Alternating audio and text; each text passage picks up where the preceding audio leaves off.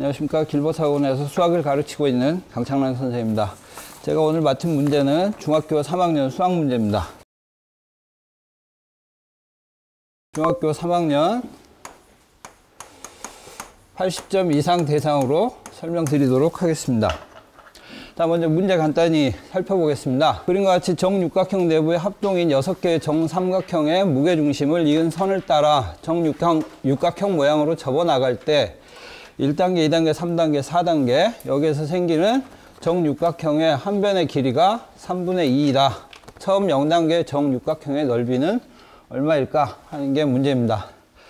사실 뭐 수학에 아주 강한 학생이 아니면 이 문제 보는 순간 벌써 단계가 여러 개고 갑자기 막 쪼개져 있는 부분들이 많아서 쉽게 접근하기 어려울 수도 있는데요. 일단 80점 이상 학생들이면 충분히 이 내용 스스로 알고 있는 개념으로 확인하고 풀 수 있다 생각하고 풀이 시작하도록 하겠습니다. 그럼 이 문제를 먼저 풀기 전에 여기서 반드시 알아야 될 체크 포인트 3가지만 확인하고 가겠습니다. 첫 번째는 여기 문제에서 나온 것처럼 무게중심 이야기인데요.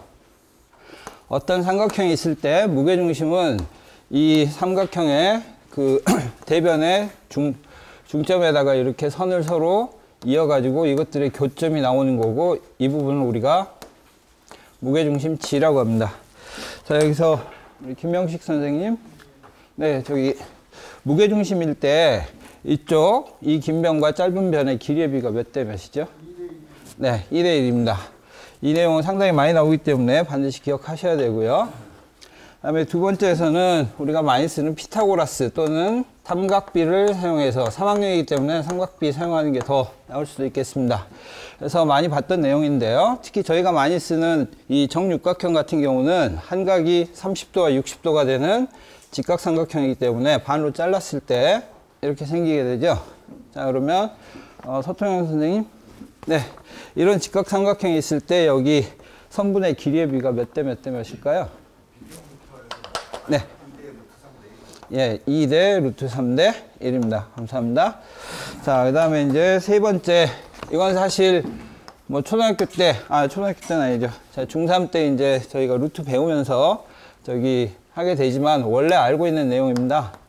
자, 방금 봤던 것처럼 이렇게 그 삼각형의 한 각이 60도이고, 그 다음에 한 각이 또 30도가 되는 이런 경우. 근데 이게 정삼각형일 때는 이렇게 나오겠죠. 그래서 이 정삼각형일 때 이 삼각형의 넓이 S를 구하는 공식인데요. 이거는 우리 조하영 선생님, 네, 이 넓이 구하는 공식 좀 알려주시겠어요? 정삼각형의 한 변의 길이가 A라고 할 때, 네, 4분의 루트 3 A제곱입니다. 자, 이렇게 나오죠. 그래서 이 세 가지를 기본으로 해서 일단 문제를 풀이하도록 하겠습니다. 먼저 간단히 그림 한 가지 정도만 그려놓고 설명드리도록 하겠습니다. 자, 이제 이 부분 앞선 체크 포인트 가지고 같이 설명드리도록 하겠습니다. 먼저 지금 이게 정육각형이고, 그래서 이렇게 잘랐을 때 이게 정삼각형이 나옵니다.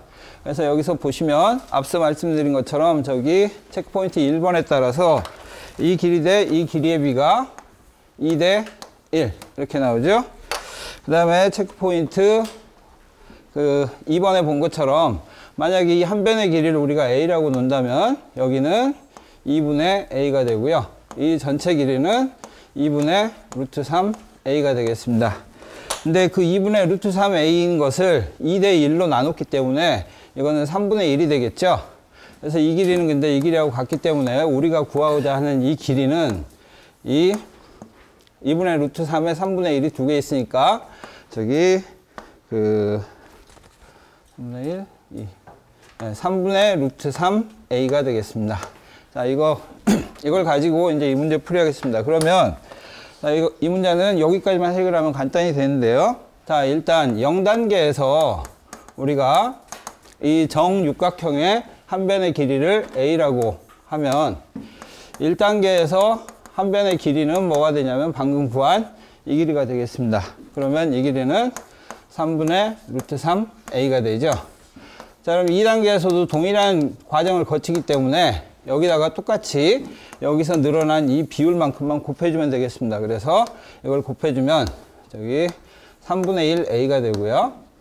그 다음에 3단계에서 또 곱해주면 9분의 루트 3a. 그 다음에 마지막 4단계에서 또 한번 곱해주면 9분의 1a가 나옵니다.